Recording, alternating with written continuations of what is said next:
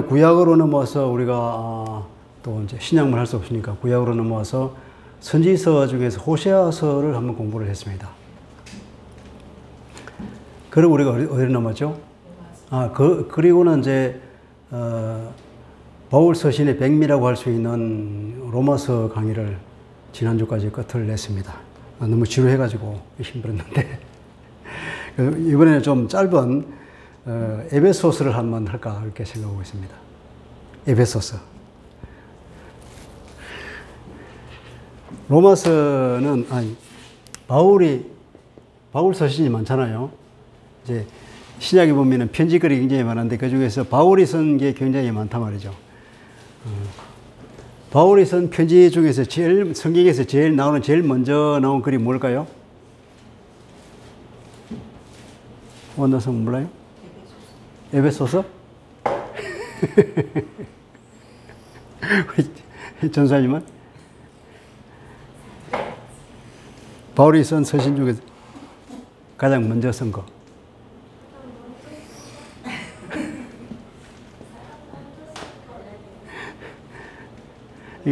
갈라디아서, 저는 그렇게 이제 배웠고요. 이제 갈라디아서가 먼저 쓰였다는 사람이 있고, 혹은, 데살로니가 전서가 제일 먼저 쓰였다는 사람도 있습니다.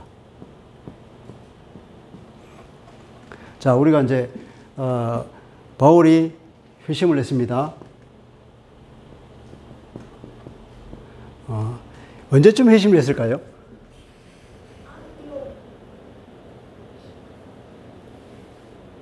다마스커스로 가는 중에 예수님을 만났는데 그때가 시기적으로 언제쯤 될까요? 대강 우리 추측해 볼 때 예수님이 십자가 사역을 끝나고 난 한 몇 년쯤 지난 뒤일까요? 예수님 십자가에 달린 게 AD 30년이라는데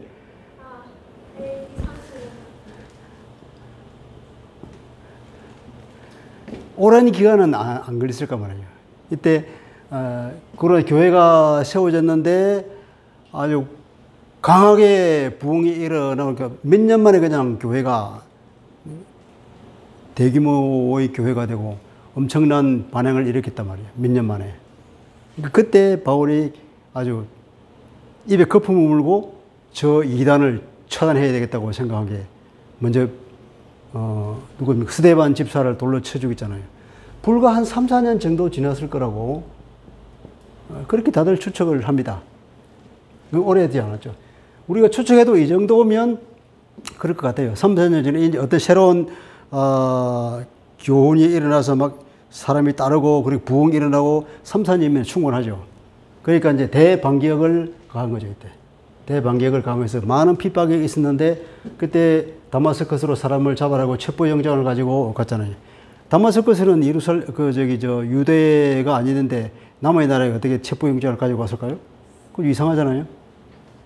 그 당시에 이제 그 유대교는 상당한 자치권을 가지고 있었는데, 그 중에서 특별히 이제 자기 종교에 관해서 법을 어기면은 해외에 있는 자국민까지도 첩부해 올 수 있는 그런 자치권이 로마로부터 주어졌다 그럽니다.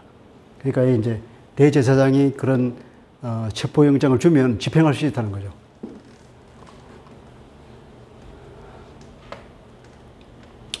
그러고 나서 이제 큰 핍박이 있고 이제 스데반이 죽고 난 것을 기점으로 해가지고 막 사람들이 이제 흩어지잖아요. 흩어지면서 각 지방에 이제 선교를 했죠. 그 선교를 하는데 사마리아 지방에 선교한 사람 누굴까요? 빌립 집사 빌립이었죠. 그리고 이 빌립이 내려와서 또 어디까지 했습니까? 에비덴지를 찾아라 하는 거. 에디오피아 내시를 전도했죠. 에디오피아 재무장관을 전도를 했습니다. 그리고 성령께서 그냥 빌립을 달랑 들어다가 다시 또 이쪽으로 옮겼죠.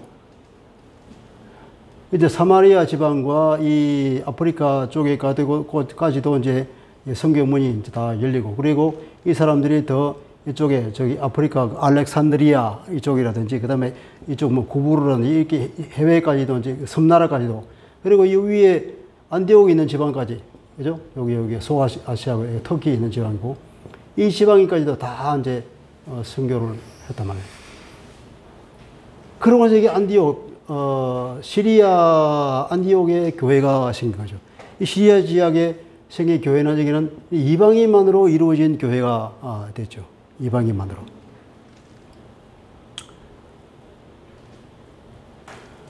이제 바울이 회심하고 나서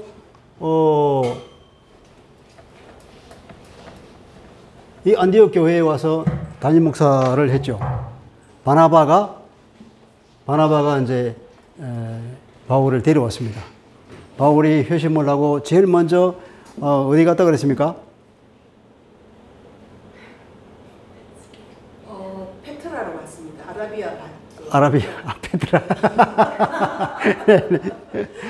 성경에 보면 아라비아로 지불하는데 아라비아는 그 당시 이제 페트라가 있던 그 나비 이름이 또 생각이 나. 네비야 나비. 나비. 그 왕국인데 이제 이 하나의 왕국이 있었어요 여기도. 아라비아를 중심으로 한 이쪽 지방에 왕국이 있었던. 그러니까 여기 가서 뭐 했을까요? 갈라디아에서 보면 바울이 회심하고 나서 자기가 다른 어디로 가지 않고 아라비아로 갔다고 얘기했잖아요. 아라비아 뭐하러 갔을까요? 주님을 깊이 만나러 간 거 아닐까요? 주님을 만나러? 네. 주님 아라비아에 계셨어요? 아니 더 묵상하고 더 묵상하고. 이제 그렇게 생각하는 사람이 많죠. 저도 그렇게 처음 생각했는데 그걸 왜 갔는지에 대해서 성경이 안 쓰셨어요. 몰라요. 모르는데 바울의 그 선교에 대한 열정과 바울이 예수님을 만나고 나서 무슨 미션을 받았습니까? 이방인에 관한 선교의 미션을 받았잖아요. 그러니까 바울은 그때부터 마음에 뜨겁게 불타오르면서 그 일을 위해서 온 힘을 다했던 거예요. 죽을 때까지. 그런 바울의 성격을 봐서는 아라비아로 왜 갔느냐? 전도하러 갔을 거라고. 선교하러. 그러고 나서 또 보면은 아라비아 이 북쪽 지방이나 이게 이제 아라비아와 국경에 해당하는 여기가 그러니까 다마스커스 지방이죠. 여기 자기를 누구를 잡으러 왔는데 성벽에 광주를 타고 내려서 도망쳤다는 얘기 나오잖아요. 굉장히 그거는 치욕스러운 얘기잖아요, 그게. 옛날에는 제일 먼저 그 전투에 제일 먼저 나가서 그 선봉장으로 서서 전투에 참여하는 큰 영광으로 명예를 생각했는데 제일 수치로 생각하는 게 뭐냐면 이렇게 뒷구멍으로 빠져서 도망치는 걸 제일 수치로 생각했단 말이죠. 근데 바울은 자기의 연약한 부분을 자랑한다 그러면서 고린도후서에 자기가 그 얘기하고 있잖아요. 자기가 여기서 이게 성벽을 그 개구멍을 틀어가지고 광주리에 당겨서 도망쳐 나왔다고. 그러니까 왜 바울을 이렇게 잡으려고 왔느냐 이거예요. 여기 와서 막 이 센세이션을 일으키니까 여기 있는 왕국이 너무 자기들로 봐서는 체제가 막 흔들리니까 이 바울을 잡으러 갔던 거 아니겠습니까? 그 분명히 해서 대규모적인 그 선교를 하면서 많은 사람이 돌아섰을 거라고 추측을 합니다. 그리고 다시 예루살렘에 가서 또 너무 과격하게 얘기하니까 형제들이 이제 고향으로 돌아가라고 돌을 보냈죠, 그죠? 고향으로 돌아가서 자기 다소에서 한 10년 정도 있은 걸로 일반적으로 추측을 합니다. 그러고서 바나바가 이제 그 다소 안디옥에 교회가 세워지고 그 안디옥 교회에 바나바가 이제 담임 목사를 가면서 이 바울을 초청해다가 함께 1년인가 사역을 했다고 나오죠. 사도행전에 보면. 목사님 나바테아 왕이. 그런 거예요. 나바테아 왕국이에요. 그러니까 로마가 통치하는 그 시기에 나바테아 왕국이 있었습니다. 그리고 1년 사역을 하고 하나님께서 안수에서 두 담임 목사를 선교사를 보내라고 해서 두 사람이 선교를 갔습니다. 그게 1차 선교잖아요. 1차 선교여행. 1차 선교여행은 이제 이게 다소를 자기 고향의 다소를 지나서 이쪽으로 갔다가 한번 돌아왔습니다. 이렇게. 아니 배를 타고 이쪽으로 가서 이렇게 가서 이렇게 돌아왔죠. 이게 돌았는데 주로 이제 이게 갈라디아 지방이 나와요. 갈라디방. 이 갈라디아가 이게 뭐 남갈라디아냐 북갈라디아냐 이런 학설적인 대립이 있기자면 대부분의 사람들은 이제 남갈라디아 지방에 쓴 편지가 갈라디아서다 이렇게 말하는데 1차 여행을 돌아온 게 48년, 7년 이 정도 되었을 거라고 얘기를 합니다. 왜냐하면 49년에 사도행전 15장에 보면 예루살렘 공의회가 있죠. 예루살렘에서 대대적으로 회의가 있었는데 왜 그런 회의가 있었냐면은 안디옥 교회에 해프닝이 생겼단 말이에요. 안디옥 교회에 이제 이 예루살렘에서 올라온 유대인 그리스도인들이 와서 야 예수 믿는 거는 좋은데 이거 아브라함의 유업을 받으려면은 먼저 유대인이 돼야 되잖아. 개종해. 그리고 유대인이 하듯이 율법을 철저히 지키고 할례를 하고 율법을 지켜야만이 아브라함의 유업을 받고 여기에 그 하나님의 그 은혜의 물줄기에 들어간다. 여기에 들어가려면은 일단 유대인이 되라. 그렇게 말하는 거예요. 근데 바울은 아니잖아요. 바울은 믿음으로 구원을 받는다 하는 그 교리가 바울은 아마 환상을 통해서 주님으로부터 배웠을 거예요. 자기는 특히나 이방인의 사도로 부르심을 받은 자기니까 갈라디아에 가서 그렇게 얘기를 해놨는데 이 안디옥 교회 와서 막 이게 예루살렘에서 막 사람들 올라와서 이렇게 얘기하니까 바울로 봐서는 속이 뒤집히는 거예요. 그래서 보면은 사도행전에 보면은 엄청난 싸움이 일어났다 그러죠. 교회에 큰 다툼이 일어나고 이 문제를 어떻게 해결할까? 그러면 예루살렘 교회에 가서 우리 이 문제를 가지고 매듭을 짓자 된 거죠. 그래서 예루살렘에 왔습니다. 와가지고 예루살렘에 회의를 열었는데 회의 결과가 어땠습니까? 회의 결과가 어땠어요? 율법 지키는 거 우리도 못 지키는데 이방인들에게 그건 무거운 짐을 지우게 하지 말자 하는 그게 결론이잖아요. 그렇게 결론을 나게 된 1등 공신이 누구냐면 베드로란 말이죠. 사도행전 10장에 보면 베드로가 그 왜 고넬료 집에 가서 초청을 받아서 가서 거기서 이방인들이 말씀을 받자마자 성령이 내려오는 걸 자기 경험했잖아요. 또 자기 가기 전에 환상을 통해서 옥상에서 기도하고 있는데 환상이 나오니 이렇게 큰 보자기가 네기퉁이가 하늘로 달리는데 안에 거기 뭐 여러 가지 잡다한 동물들이 뭐 다 있더라고요. 그런데 하나님께서 말씀이 베드로야 잡아먹어라 그랬잖아요. 이 무슨 말씀이고 저는 지금까지 이렇게 정결하지 못한 것을 먹어본 적이 없습니다. 저보고 먹으라요. 그러니까 하나님께서 하나님이 깨끗한 것을 사람이 더럽다 하지 말아라. 그러면 3번 그 일이 있고 하늘로 올라갔다 그러잖아요.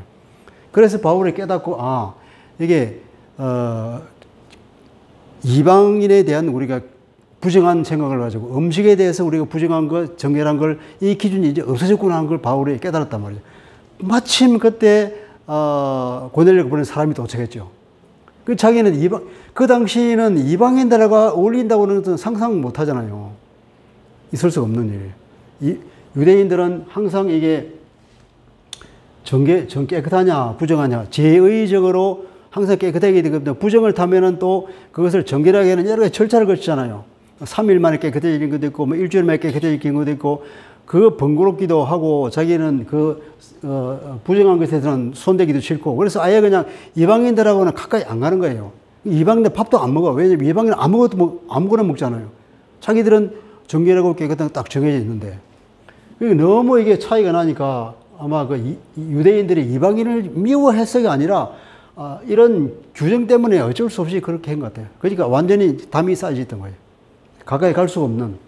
그런데 이제 베드로가 그 환상을 보고 그냥 따라 나섰잖아요. 이방인은. 따라 나서 이방인의 집에 들어가. 같이 기도로 말씀을 하니까 성령이 막 내리는 거예요. 바울이 뭐 베드로 놀래가지고 내가 누구기에 이스라엘 집 세례를 못 주려고 뭐냐. 그리고 세례를 줬단 말이죠. 그리고 돌아와서 교회에 와서 이제 보고를 했죠. 보고를 했더니 어떻게 이방인 집에 가서 막 그러냐고 논란도 있고 그랬는데 베드로가 그 자초지정을 다 설명해 주니까 교회에서 하나님께서는 우리뿐 아니라 이방인에게도 구원의 문을 여셨구나. 그러면서 하나님을 찬양한 걸로 그렇게 그 보고가 종결이 됐는데 그 보고가 있고 난 뒤에 이 사건이 일었단 말이에요.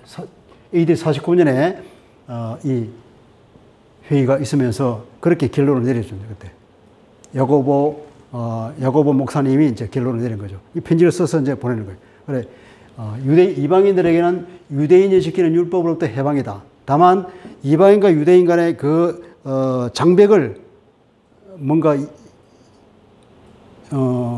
이방인이 유대인에게 너무 더럽게는 안 보이게 되니까 뭐 목매어 죽은 것, 뭐 핏줄로 먹는다든지 뭐 음행하는 거라든지 이런 것들은 유대인과의 교제를 위해서라도 하지 말자.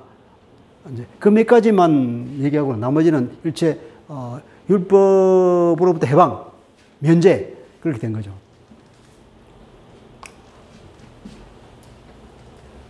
서로 좀 길어졌습니다. 어쨌든 이런 이제 배경을 알아야 되니까 1차 선교 여행을 갔다 온 게 47년 혹은 48년 이 정도라고 이제 봅니다. 이거는 이제 갈라디아서가 제일 먼저 쓰여졌다고 보는 사람의 입장입니다. 혹은 어떤 사람은 데살로니가 전서가 제일 먼저 쓰여졌다고, 그러니까 상당히 늦게 쓰여진 걸로 보는 거죠. 이렇게 본다 그러면 이게 49년 이 일이 있기 전에 1차 선교 여행을 다녀오고죠. 1차 선교 다녀오고 이때에 안디옥 교회에서 문제가 일어나고 그리고 49년에 가서 문제를 해결하고, 그런데 바울은 이때 이미 갈라디아 이 사람들이 안디옥 교회에서 문제만 일으킨 게 아니라 갈라디아까지 가서 또 소동을 일으켰단 말이죠. 그 갈라디아에서 나오면 그러잖아요. 이게 그리스도인이 누리는 자유에 대해서 자유. 그러니까 이거 율법으로 자유 말하는 거예요. 이때의 자유는 죄로부터의 자유가 아니라 율법으로 자유. 우리는 율법으로 자유하다. 더 이상 우리는 율법을 안 지켜도 된다. 그걸 뺏으려고 이 사람들이 가만히 들어왔다. 그런데 너희들이 성령을 받은 것이 너희가 믿고 예수를 믿어서 성령을 받았냐 아니면은 율법을 지켜서 성령을 받았냐 생각해봐라 그러잖아요. 아무리 생각해도 아니 율법을 자기들은 본 적이 있고 지킨 적도 없는데 다만 예수를 믿고 자기들이 성령을 받았단 말이죠. 그러니까 이 구원은 어떻게 됐냐면은 율법을 지켜서 구원을 얻는 게 아니라 예수를 믿음으로 구원을 받는다는 것이 너무나 명백한 거죠. 그걸 위해서 바울이 급히 편을 들어서 아주 분노한 심령으로 쓴 것이 이 갈라디아서란 말이죠. 그러니까 이 갈라디아서는 어떤 이신칭의의 교리를 강하게 주장하고 하는 그 어떤 로마서와 필적하는 그런 성경으로 볼 수 있습니다. 이 1차 여행을 다녀와서 그러니까 이게 갈라디아가 쓰는 것은 48년 좀 쓰여졌을 것이다. 이제 제일 먼저 썼다고 생각하는 사람들은. 그렇게. 그리고 또 2차 선교 여행을 가잖아요. 2차 여행을 가서는 어디로 가죠? 2차 여행 갈 때는 이제 바나바하고 대판 싸움이 일어나잖아요.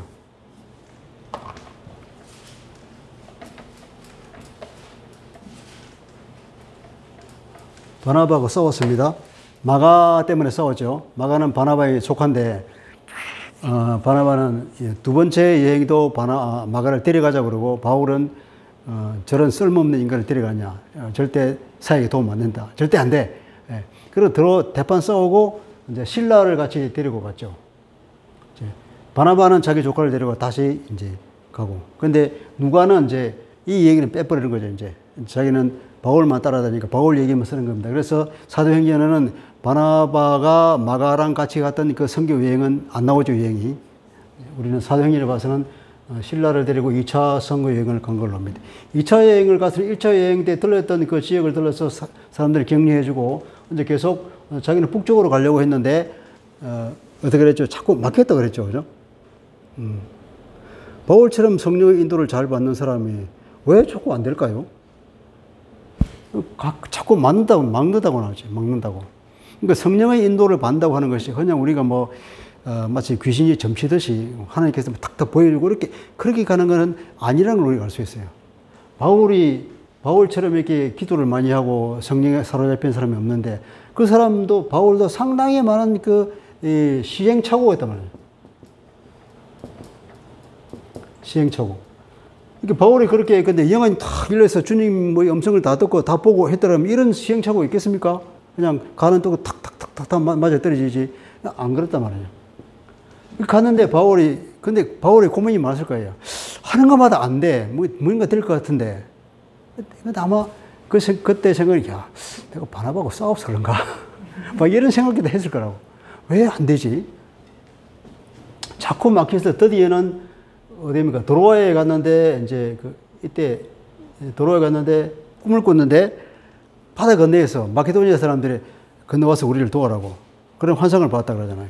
그런 환상을 보고 이제 그 얘기를 자기 함께 있는 사람들이 서로 나누고 나서 아, 이것은 성령께서 우리를 마케도니아라고 오라가는 사인이다. 이렇게 자기들이 이제 판단한 거죠.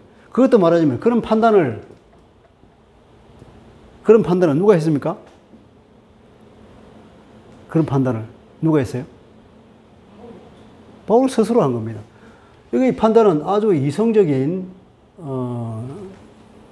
판단을 한 거예요. 근데 무슨 신비하게 누가 음성을 들었는데 주님께서 말하기를 마케도니아에 가라는 음성을 내가 들었다든지 그런 얘기 하는 사람 없어. 그냥 꿈을 꿨는데 그 꿈을 서로 가지고 토론을 해보니까 아, 우리가 건너가는 것이 하나님 뜻 같다. 그렇게 생각해서 건너간 거예요. 갔더니 아, 하나님께서 우리를 건너가게 한 것이 맞구나 하는 걸 이제 사역을 해보면서 이제 느낀 거죠. 그죠? 거기서 자주장사 루디엘을 만나가지고 거기서 빌립보 교회가 세워졌잖아요. 그리고 2차 선교 여행 때는 그렇게 해서 이제 마케도니아 지방으로 가죠. 마케도니아 지방 가서 빌립보 교회가 세워지고, 그 이제 또 여기서 쫓겨나가지고 이제 항상 가면은, 누가 말썽이죠? 바울이 선교를 방해하는 사람이 1차적으로 누굴까요? 유대인. 유대인들이 보니까, 처음에는 자기들 같은 유대인이라 해서 이제 환영을 했는데, 가만히 듣고 보니까 이게 유대기구 아니란 말이야. 자기들 판단에는. 예루살렘도 그랬듯이. 이렇게 막 소동을 일으키고 저놈 잡아라 그러고 뭐, 이건 뭐, 이 문제를 일으킨 그런 수계로 보는 거죠. 항상 유대인이 이렇게, 주변에 있는 사람들을 이렇게 부추겨가지고 빌리고 쫓겨나게 이제 데살로니가잖아요. 데살로니가 가서 여기도 교회가 세워지고 그리고 또 쫓겨나가지고 어디를 갔습니까, 이제? 성경에 의하면 어느 지역을 갔다 그랬죠? 베레아. 베레아 사람들은 상당히 그 이성적이어서 말을 전하니까 정말 그 말이 맞는가 성경을 막 찾아보고 연구하고 했다는 그런 얘기가 나오죠. 근데 베레아 교회는 얘기가 안 나오는 거 봐서 여기서 크게 부흥은 안 하는 것 같은데 어쨌든 베레아 지방에도 교회가 있을 거라고 세워질 거라고. 그리고 나와서 이제 바울은 혼자서 또 가다니면 이제 아테네로 갔잖아요. 아테네에 와서 이제 전도를 했는데, 알 수 없는 신에게 하는 그런 거 있었죠. 이 사람들은 모든 신을 다 섬기고 나중에는 이제 혹시 우리가 모르는 신이 있을까? 그 신은 우리가 이름도 몰라가지고 제사를 못 드려서 그 때문에 그 신이 노하면 어떡하지? 그런 생각을 들어서 이제 이름 없는 우리가 모르는 신 내놓고 거기다가 이제 또 제사를 지내는 그 정도의 사람들이란 말이에요. 그걸 가지고 바울이 이제 그걸 접촉점을 삼아서 이제 전도를 하잖아요. 여기서 전도 여기서 설교한 것이 사도행전 몇 장입니까? 나오죠. 17장인가요? 어디 나오잖아요. 거기 19장인가 나오는데 흔히들 보면은 바울은 고린도전서에 말할 때 나는 예수가 아니면은 십자가 외에는 자랑할 것이 없다. 나는 이게 유능한 말이 아니라 오직 십자가만 말하기로 작심했다. 이런 말로 보면서 바울이 아테네에서 이게 상당히 이게 지식적인 설교를 했는데 아테네 사람들하고 서로 교류가 될 만한 그 당시에 어떤 철학, 그리스 철학 가지고 서로 나누는 얘기를 했단 말이에요. 그러니까 이런 설교 과정은 전도가 안 된다는 것을 바울이 알고 이때부터는 아주 무식하게 보이지만 십자가만 얘기하기로 했다. 이렇게 사람들이 이제 이해를 하죠. 근데 요즘 와서는 이제 그렇게 생각 안 합니다. 안 하고 바울이 아테네에서 설교한 것을 보면서 우리가 전도를 할 때, 선교를 할 때 어떻게 해야 되느냐. 항상 보면은 그 상황에 맞게 어떤 접촉점을 가져야 된다고 그래요. 내 얘기만 해서는 상대방이 받아들일 수 없는 거죠. 상대방과 나하고 뭔가가 통하는 게 있으면 그걸 가지고 서로 관심을 가지게 만들고 마음문을 열게 만들었다는 거예요. 바울이 대표적으로 아테네에서 한 설교 내용이 이제 이게 사도행전에 기록되어 있는데 그걸 잘 연구해 보면 우리가 다른 문화가 다른 지역에 가서 어떻게 복음 얘기를 할 것인가를 여기서 배우게 된다는 거예요. 이걸 잘 배우는 겁니다. 각각의 상황에 따라서 적절하게 잘 대처해야 된다는 거죠. 아주 유연하게.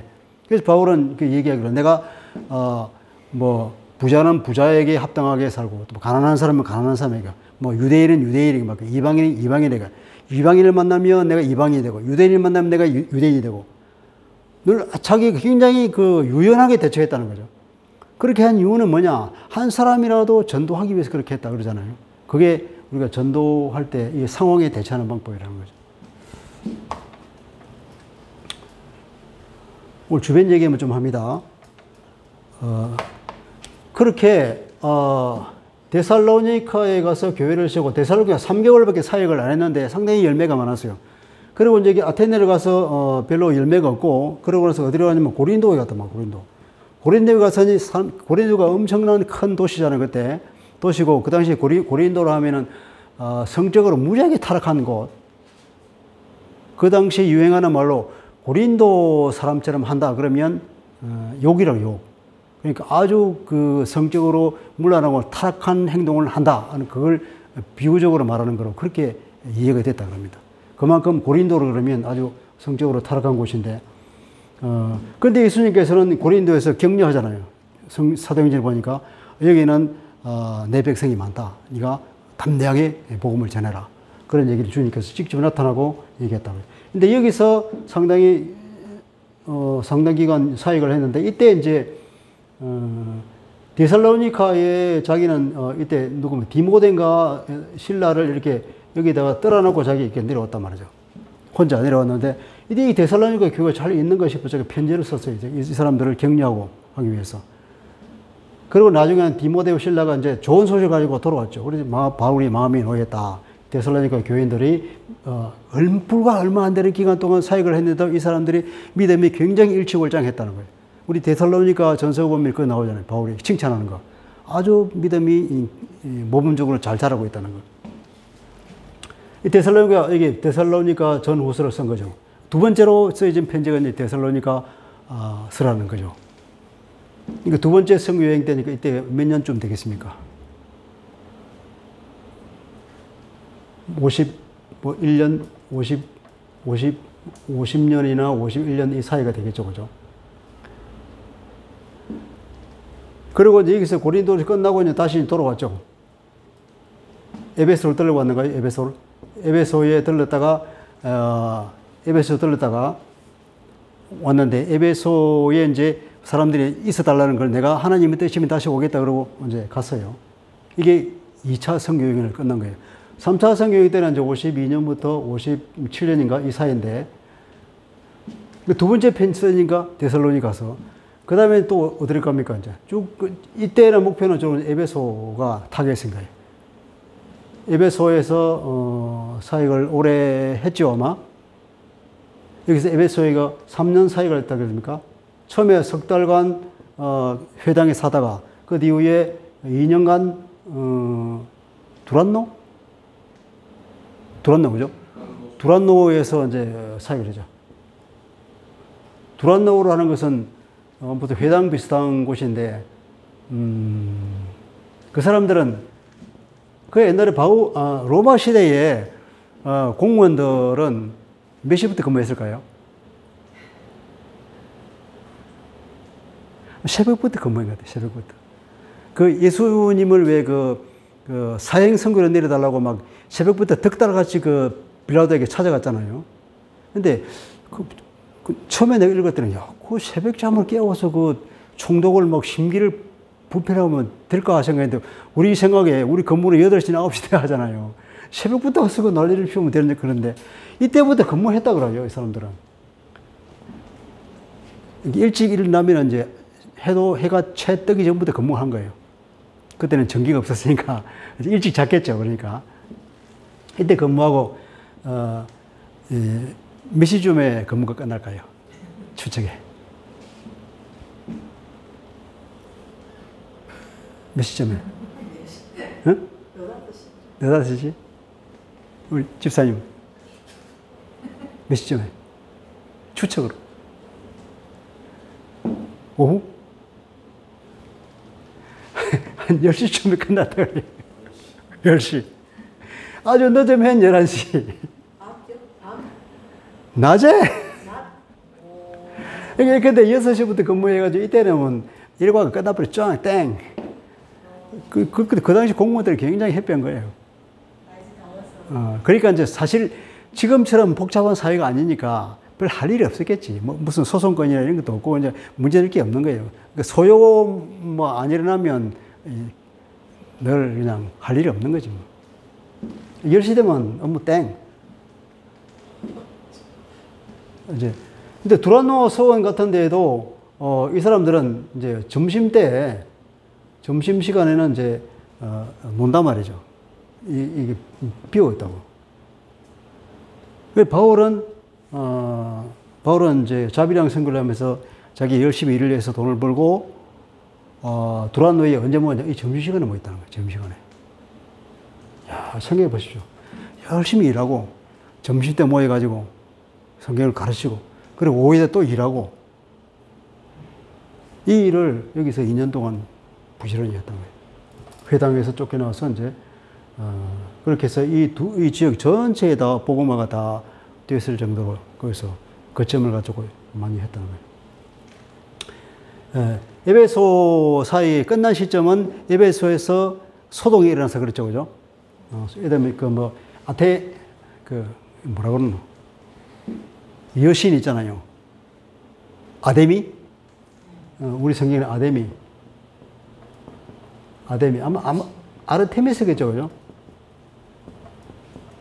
신들이 아르테미스 신이잖아요. 아르테미스 여신. 아데미, 아르테미스 같아요. 이게 사람들이 이제 다, 그 우상을 버리고, 자기들 점치는 그 책도 모아다가 막 불살러 버리고, 대규모적인 회심이 일어나고 하니까, 이제 이 아데미 신을 섬겨서 돈을 벌던 사람들이 돈줄이 이제 떨어지니까, 그래서 폭동을 일으킨 거잖아요. 폭동을 일으켜서 결국 여기서는 바울이 떠납니다. 바울이 떠났는데 그 전에 고린도 교회에서 이제 문제가 생긴 게 소식이 들어오잖아요. 고린도 교회에 문제가 생겼다. 이때 이미 편지를 보내고 뭐 자기 한번 갔다 오기도 하고 그런 것 같아요. 우리가 고린도에 보면 고린도 전서가 있고 후서가 있죠, 그죠? 고린도 전서 후서가 있는데 아마 고린도에 보낸 편지는 여러 번이었을 것이라고 추측해요.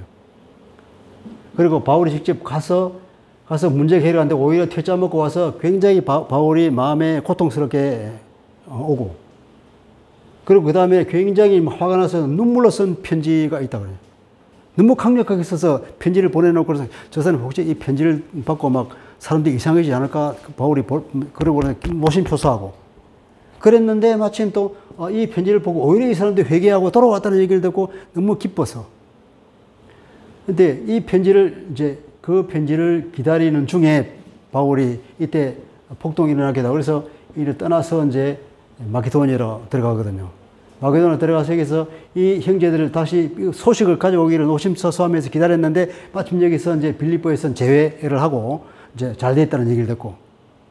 근데 여기서 이때 이제 에베소에서 쓴 고린도 전서 후서 또 여기서 또 보낸 고린도 후서들 이 편지들이 다 이 기간 동안에 쓰여진 거라고 보이는 거예요. 그러니까 아마 이게 56년 정도 혹은 55년 이때 에베소 고린도 전후서가 되는 거죠. 그리고 여기 와서 이제 다 해결이 됐어요. 해결돼서 이제 고린도에서 이제 이때는 바울이 자기는 이방인의 사도로서 이방인 교회와 예루살렘 교회가 자기는 하나 되기를 간절히 바라는 거예요. 그러나 자기가 전하는 복음과 여기 유대인 그리스도인이 가지고 있는 그 예수 믿는 것과 이것이 같기를 바라는 거예요. 그리고 내가 전하는 그 복음이 예루살렘에 있는 사람들로부터 수용받기를 바라고 그래야 교회가 하나 되니까. 바울은 그걸 강력히 바라고 그래서 이때는 이제 이 마게도니아에 있는 사람들에게 이제 그 헌금을 준비하라고 그랬잖아요. 그리고 고린도에도 헌금을 준비해라. 그리고 자기가 이제 이 선교를 마치고 이제 예루살렘 교회 가면은 그때 예루살렘 형제들에게 이제 그 헌금을 전하겠다고. 그 금을 마련해가지고 이제 여기 가잖아요. 가서 내가 이게 바울은 이것을 굉장히 큰 사역으로 봤죠. 그 로마서에 나와 있잖아요. 큰 사역으로 보고 이제 이게 일을 갔는데 그리고 여기서 이제 자기는 이제 사역이 일단락 된 거죠. 이쪽에는 일단락이 됐는데 이제 고린도로 내려오면서 하면 이쪽까지도 둘러서 내려오는데 여기가 로마서에서 말하는 일루리곤이라고 하는데 이쪽에 로마서 가는데 그 당시 고속도로에 이렇게 뚫려 있었던 것 같아요. 그러니까 여기서 고속도로를 타고 이게 일루리곤에 가서 전도를 하고 이렇게 가지 이제 고린도까지 내려온 걸로 추측을 하는데, 근데 바울은 생각나 요까지 이제 지중해 동쪽 이쪽 지방은 다 복음화 된 거죠. 이제 로마와 그 당시 자기가 생각하는 땅끝으로 향하는 스페인만 남았는데, 로마에도 복음을 전하고 싶었는데 이미 로마에는 교회가 서 있으니까 자기 로마는 이제 스킵하고 이제 스페인으로 가서 복음을 전하겠다는 생각을 가진 거죠. 이제 그 스페인에서 복음을 전하려면 이제 후원 교회가 있었는데 이제는 여기 너무 많이 안디옥 교회를 떠나서 이제 로마 교회가 자기의 그 후원자가 되기를 바라는 거예요. 그러니까 로마 교회의 선교사를 보고 싶다는 거예요. 그게 로마서를 쓴 목적이잖아요. 쓰면서 이제 앞에 내용을 자기가 그동안에 여기서 경험한 자기가 전하는 복음과 그 다음에 유대인 그리스도인에서 계속 방해하고 하는 것들, 이 내용이 로마 교회도 마찬가지로 똑같이 있었다는 거예요. 왜냐하면 자기가 아는 사람들이 로마를 들락거리면서 계속 소식이 듣고 있고 자기가 아는 사람 또 가기도 하고, 근데 브리스길라 불부 같은 사람들도 에베소에 갔다가 나중에 추방령이 끝나고 나서는 이제 황제가 바뀌고 나니까 이제 황제가 바뀌니까 전 황제가 선포한 칙령은 이제 무효가 되거든요. 그래서 다시 돌아가잖아요. 이게. 브리스길 부부가 에베소에 있다가 고린도에서 에베소에 갔다가 다시 로마로 간 거예요. 이런 식으로 저런 속에서 이제 로마에 자기가 아는 사람이 굉장히 많은 거죠. 그래서 로마서 16장에 보면 그렇게 많은 사람이 나오잖아요. 그때 쓴 편지가 로마서라는 거죠. 마지막 선교 여행을 끝나면서.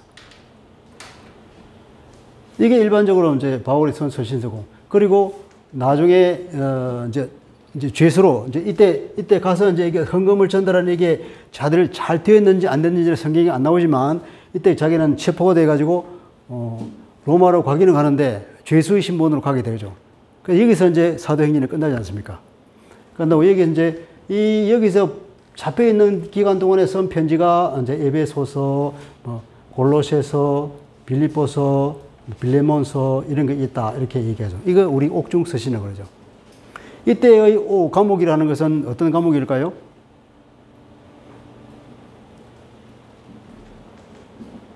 과목 철창에 탁 갇혀 있는 거 할까요? 이제 사도행전의 끝에 보면은 자기를 찾아오는 사람들에게 아무런 방해 없이 마음껏 복음을 전했다고 하는 얘기 나오죠. 그러니까 바울은 지금으로 치면은 가택 연금 정도. 그러니까 죄수이기 때문에 마음대로 돌아다니지 못하지만 자기를 찾아오는 사람들을 막고 이렇게 면회를 하는 데는 아무런 지장이 없었던 그런 사람 상태입니다. 자기가 쇠빵을 얻어서 사람들이 오면 그 사람들에게는 마음껏 복음을 전할 수 있는 그런 자유가 있었다. 그때에 쓴 편지들이 이제 에베소서,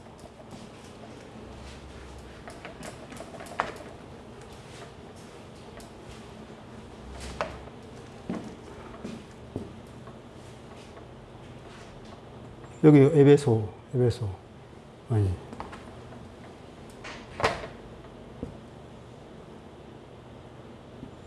이쪽으로 내려가면 여기가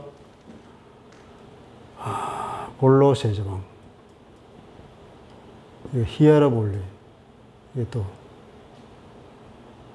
그 외에 책망받은 교회 있죠. 무슨 교회죠 여기? 데살로니가 무슨 교회지? 계시록에 나오잖아요. 제 이름 자꾸 생각이 안 났어. 아, 라오디게아. 이게 라오디게아. 여기 에베소가 있으면, 에베소 약 동쪽 지방에, 여기 이게 골로새를 중심으로 해서 이쪽 히에라볼 얘기는, 뭐라 그러죠? 라오디게아. 라오디게아.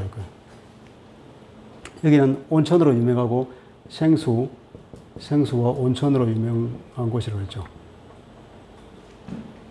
생수와 온천으로 유명한 곳인데, 라오디게아는 거기 없어가지고, 이게 물을 이쪽에서 이제 끌어다 썼다 그러죠.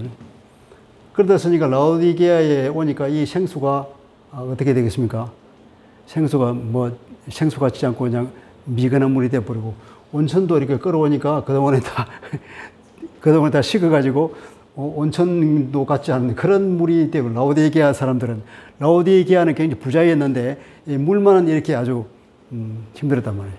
그래서 예수님께서 그걸 비유로 삼아서 미지근한 물 내가 토해버리겠다는 얘기가 바로 여기서 나온 거라고 얘기하죠.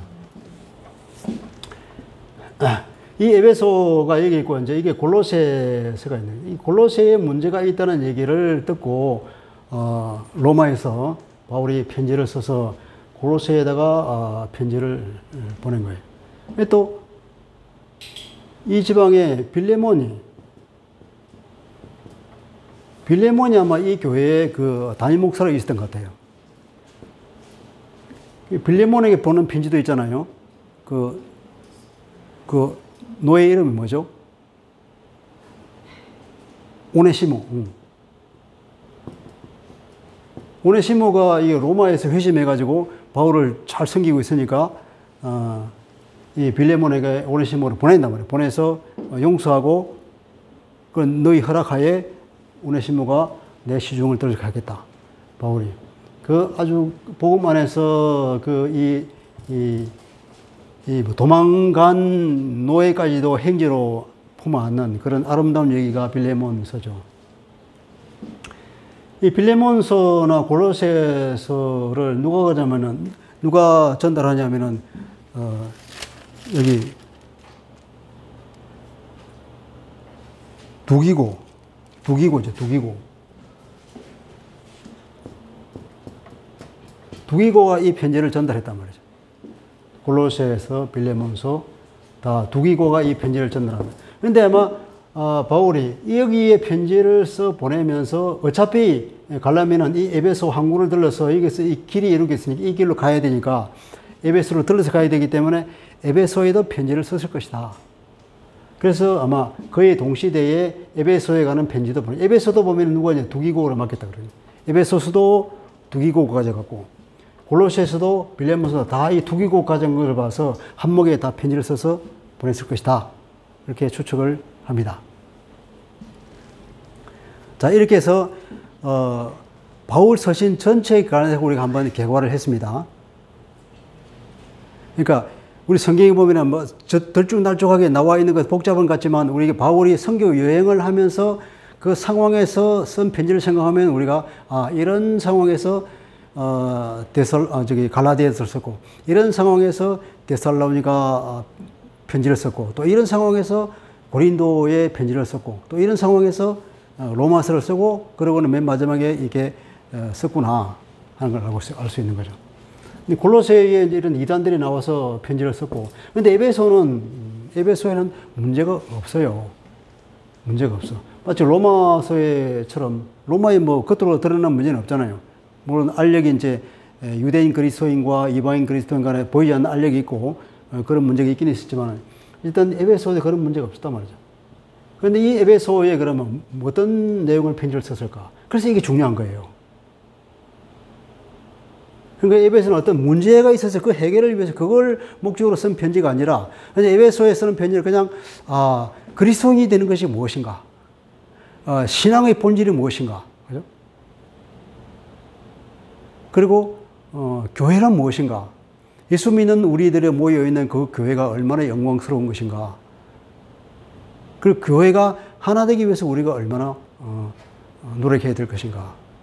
그리고 그런 우리가 예수를 믿음으로 해서 우리 받은 그 엄청난 그 영광을 생각한다 그러면 우리는 마땅히 그 영광에 합당한 삶을 살아야 되지 않겠는가. 그런 어떤 권고, 복음에 합당한 삶을 살기 위해서는 어떻게 해야 될 것인가. 그래서 교회를 세워라. 이게 교회가 분열되면 안 된다. 네가 하나님 앞에 바른 삶을 살기 위해서는 먼저 교회가 연합해야 되고 교회의 영광을 위해서 살아야 된다 하는 얘기를. 그런 내용들이 이제 들어있죠. 그래서 에베소는 교회가 어떤 것인가를 말할 때 항상 에베소서가 나오는 거예요. 그래서 에베소서는 우리 신앙의 본질에 대해서 이제 쓰고 있다는 거죠. 중요한 바울의 그 서신 중에 하나입니다. 자, 그러면 들어가 봅시다. 1절 2절까지 읽어봅시다. 시작. 하나님의 뜻으로 말미암아 그리스도 예수의 사도된 바울은 에베소에 있는 성도들과 그리스도 예수 안에 있는 신실한 자들에게 편지하노니 하나님 우리 아버지와 주 예수 그리스도로부터 은혜와 평강이 너희에게 있을지어다. 이제 1장이 어떻게 보면 서론이에요. 1장은 1장 이제 서론이라기보다도 편지거리니까 로곤이라고 쓴 거죠. 일단 서두 2장 3장, 4장, 6장, 20절까지. 2, 3장에 대해서는 이제 신앙의 본질에 가서 일종의 신학에 관한 것이라고 볼 수 있습니다. 이 내용이 들어있고 4장부터 6장, 20절까지는 이제 항상 바울의 편지는 먼저 교리가 나오고 우리가 어떤 은혜를 받았는지를 설명하고 난 뒤에 그러니 이렇게 은혜를 우리가 많이 받은 사람은 우리가 어떻게 살아야 될 것인가 하는 것을 얘기하고 있어요. 이게 이제 우리의 권고. 우리가 어떻게 살아야 될 것인가 이제 권고하고 있는 내용이죠. 1장은 보면 특이한 것이 1절, 2절 이제 서두가 나오고 이제 3절부터는 14절까지 14절까지인가요? 그렇죠. 15절부터 23절 끝절까지 1, 2절은 이제 인사가 있고 여기부터는 베라카?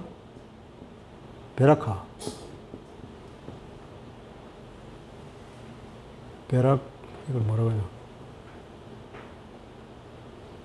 베라카 서식이랄까요? 양식. 이게 이제 찬양이에요, 찬양. 그 옛날에도 다 예수님을, 하나님을 찬양하는 어떤 문구가 그 당시에 막 회자되는 문구가 있었던 거예요.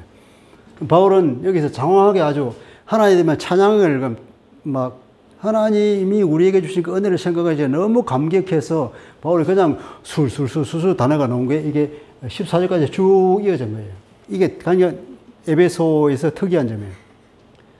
이걸 보면은 이 영광, 구원받은 그리스도인들이 누리는 그 영광이 얼마나 큰 것인가. 그걸 굉장히 감동적인 어조로, 굉장히 밝게 이렇게 선포하고 있죠. 이 영광스러운 삶을 우리에게 주셨는데, 그럼 우리가 하나님 앞에 어떻게 살아야 될 것인가. 그걸 이제 말하기 위해서 서두에 냈겠죠. 이 권고가 이제 여기서 다 나오는 거잖아요. 그 뒤에 바울에도 이제 감사와 기도가 나옵니다. 바울의 기도가 이렇게 나옵니다. 이게 에베소의 특징 중에 하나죠, 이게.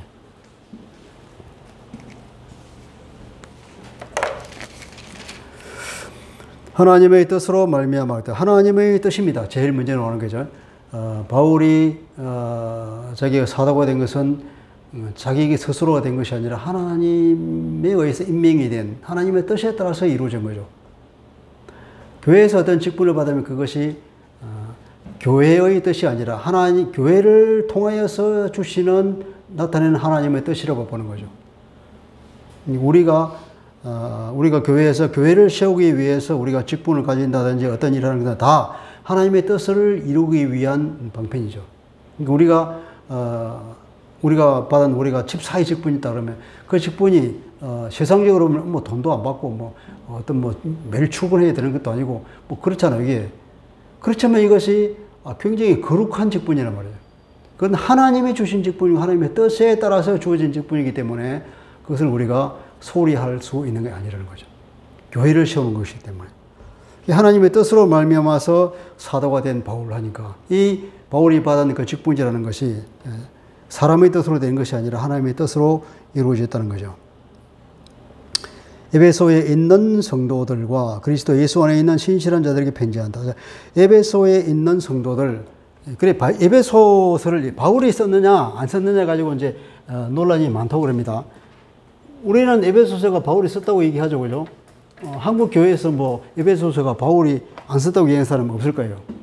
그런데 신학에서 들어가면 다수가 바울이 쓴 것이 아니다. 바울이 쓰지 않고 바울의 아마 제자들이 바울 이름을 덜먹여서 은혜로운 글을 썼을 것이다. 이렇게 얘기를 하고 있단 말이에요.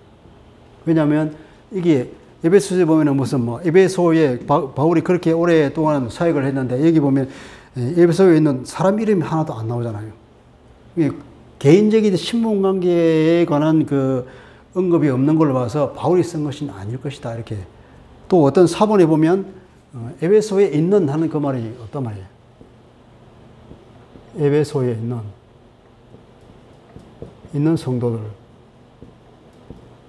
이제 수신자가 성도들이 에베소에 있는 하는 이런 이 수식어가 어떤 사본에 보니까 없더라 이겁니다.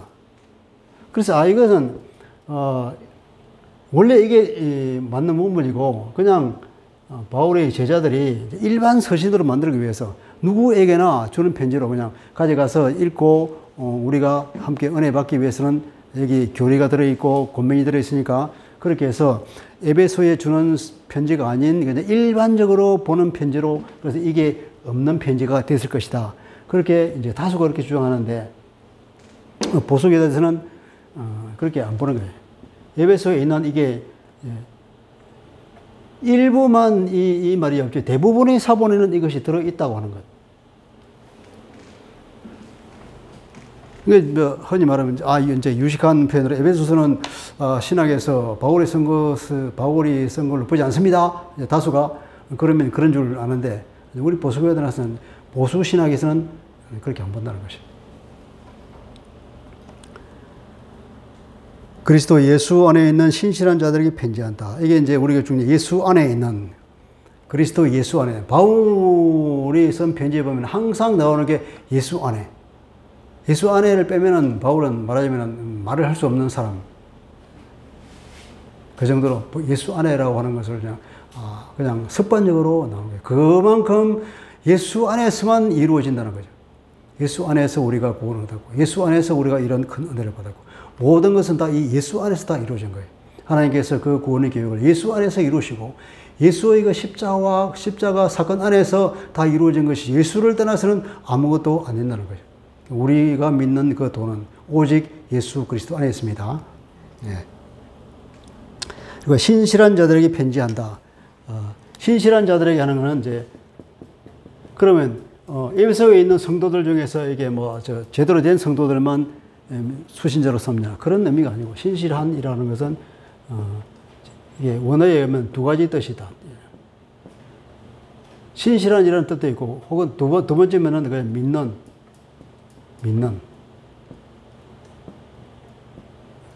에베소에 있는 믿는 성도들, 에베소에 있는 예수 믿는 성도들에게 편지합니다. 그래서 세 번역에 보면은 믿는이라고 번역되어 있습니다. 또 하나는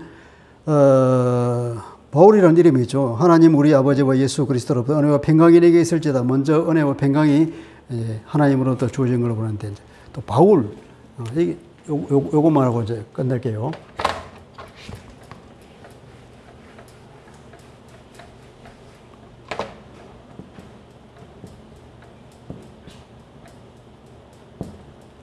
바울이라는 이름이 있고 사울이라고 이름이 있는데 옛날에 우리 교회에서는 바울이 예수 믿고 사울이 됐다고 그렇게 설명합니까? 사울이 예수 믿고 바울이 됐다고 그렇게 설명을 많이 하죠, 그죠? 로마식의 이름, 이거 첫째 이름, 두 번째 이름, 세 번째 이름이 이렇게 있다 그러네요. 맨 앞에 나오는 게 이제 그야말로 이름이고, 두 번째 이름은 자기 가족 이름, 그 다음에 족속. 이건 가문이지, 가문. 세 개의 이름이 있다 그럽니다. 이 바울이라는 이름은 이게 이제 이름이고, 사울은 큰 자고, 바울은 작은 자다.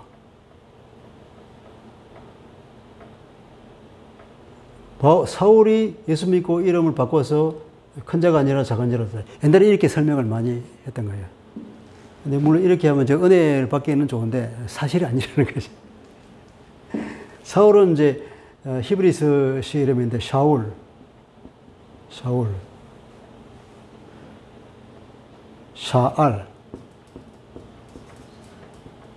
샤알이라는 말에서 나온 이름이 샤울이라고 합니다. 샤알은 영어로 치면은 뭐 이런 뜻이라고 그러네요. 뭐 구한다, 요구한다. 그러니까 샤울, 여기서 나오는 샤울이라는 이름인데 이것은 이제 분사 형식으로 돼서 이거 의미를 말하면 이제 뭐 근데 이렇게 되는 뜻은 뭐 이 정도 뜻으로 아마 아들을 주십시오 하고 구했더니 아들을 주어서 이름을 뭐 샤울로 지었다. 뭐 이렇게 보면은 적절한 이름. 이게 큰 자라는 뜻이 아니라는 것입니다. 그러니까 이게는 큰 자고 작은 자고, 물론 바울은 이름이 작은 자라는 뜻이 있긴 있다 그래요. 어쨌든 로마식 이름이다. 로마식 이름이고, 바울은 로마 시민권자잖아요. 그러니까 이 사람은 태어나면서부터 로마식 이름이 있었겠죠. 근데 이 사람이 자기 고향 유대를 가면은 어떤 이름을 썼을까요? 유대에 가서 당연히 유대식 이름을 썼겠죠. 샤울에게 사울. 우리는 사울에게 되면 히브리 말하면 샤울이란 말. 샤울인데 이제 이 바울이라는 이름이 언제 등장하죠? 사도행전을 보면 1차 선교 여행 때에 그 키프로스 전도 가서 그때 왜 뭐 이렇게 그 총독의 뭐 누구를 고치온 거 있잖아, 아버지인가? 그때부터 이름이 이제 바울 이름이 나온단 말이에요. 이때 이후로는 사울의 이름이 사라지고 이때부터는 계속 바울이라는 이름이 나오는데, 이 바울은 그러면 추측해 보기로 바울은 자기가 유대인이기 때문에 예루살렘에 갔을 때는 샤울의 이름을 썼고, 그리고 이제 예수님으로부터 이방인의 사도로 부름을 받고 이제 이방에 나가서 전도를 할 때에는 이때는 자기는 이제 내가 이방인의 사도인데 내가 샤울의 이름을 써도 되겠냐? 당연히 내가 로마식 이름은 바울로 써야 되겠다. 그래야 그 사람 친근하게 다가갈 수 있고 접촉점이 생기니까. 그러니까 바울은 이방인들에게 전도할 때는 자기 이름을 바울로 썼을 것이다. 그러니까 우리가 이름을 쓰는 것도 이 상황에 맞게 전도를 위해서 썼다는 거죠. 그런 의미에서 그런 해석이 타당할 것 같습니다.